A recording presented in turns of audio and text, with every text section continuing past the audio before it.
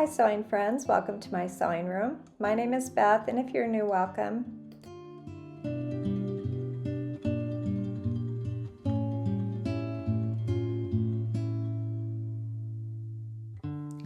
I found this old quilt recently at the thrift store, and I thought I would share about how to patch an old quilt. Now this quilt is quite worn, and I'm not sure I will do all the patching, but I will share today a simple way to patch an old quilt that you would like to preserve and use a little bit longer. Here's the place I found that old quilt, one of my favorite shopping spots in Austin, Texas. It's an outlet store, and it is an experience, and it is not for everyone. You're digging through bins with a lot of junk and hopefully finding some treasure. There are quite a few worn spots on this quilt, and it's not where you would think where the stitching is, but it's where the fabric has worn thin. Sometimes you think when you hand piece a quilt like this one, it might come apart at the seams, but in my experience, most of the wear is in those thin fabrics. So what I'm going to do to patch this quilt is take a square of fabric a little bit larger than one of those hexagons, and I'm going to pin it on that worn hexagon.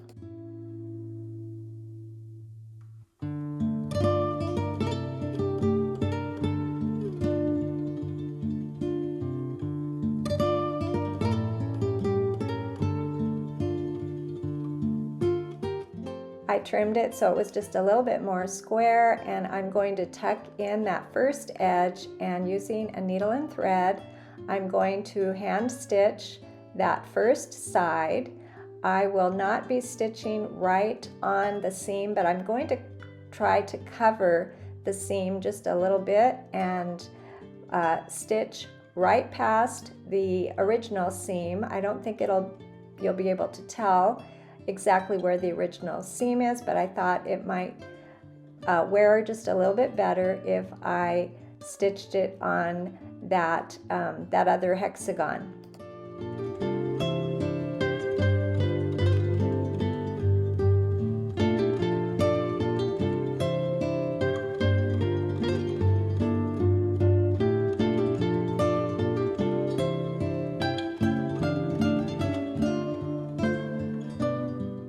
After stitching that first side, I am going to trim away the fabric from the square, and I need to trim just a little bit, sort of like a triangle shape off the end, leaving myself at least a ½ inch.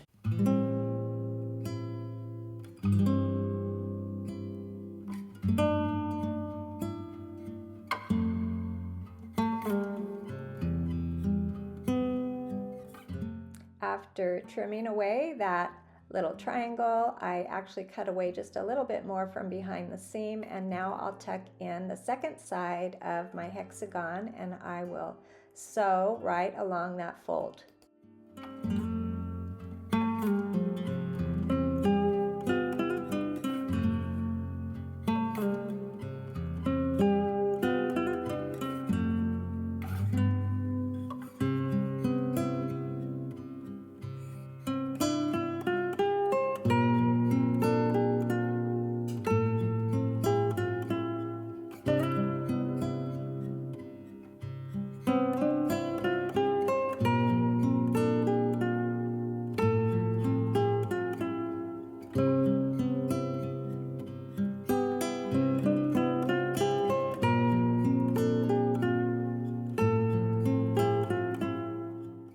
I continued around the hexagon, sewing aside, then trimming a little of the fabric away, folding that edge in, and then doing a little more sewing, and before you know it, that hexagon was appliqued onto my quilt.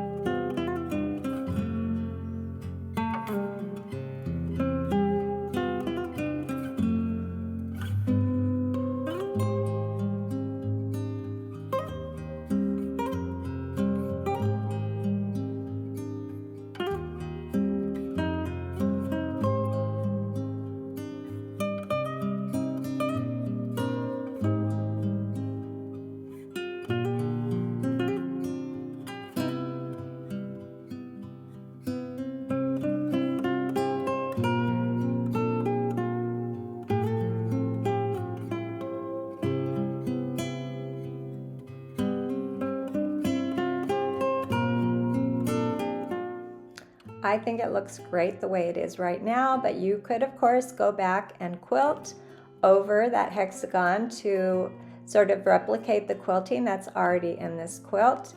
And I thought I did that first hexagon, I'm going to try another one.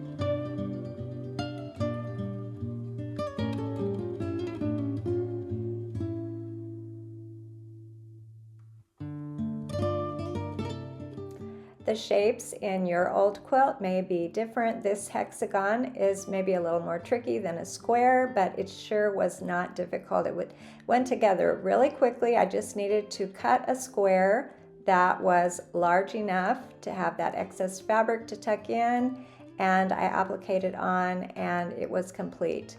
This is a beautiful quilt that was hand quilted, and the quilter used some different color threads. I imagine she used what she had. There's some white threads in the quilting, but there are also some darker color threads, and there's not really a rhyme or reason where she put those colors in the quilting.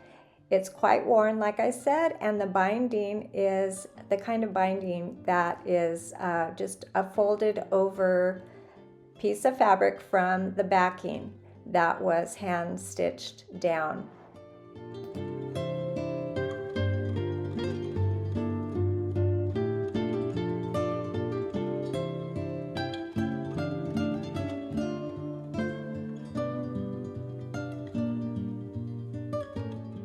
I have a couple of hexagon quilts that I have made here on my channel, and I'll try to leave those links below, but this was a really fun quilt to admire the fabrics used and the way this quilter put her quilt blocks together.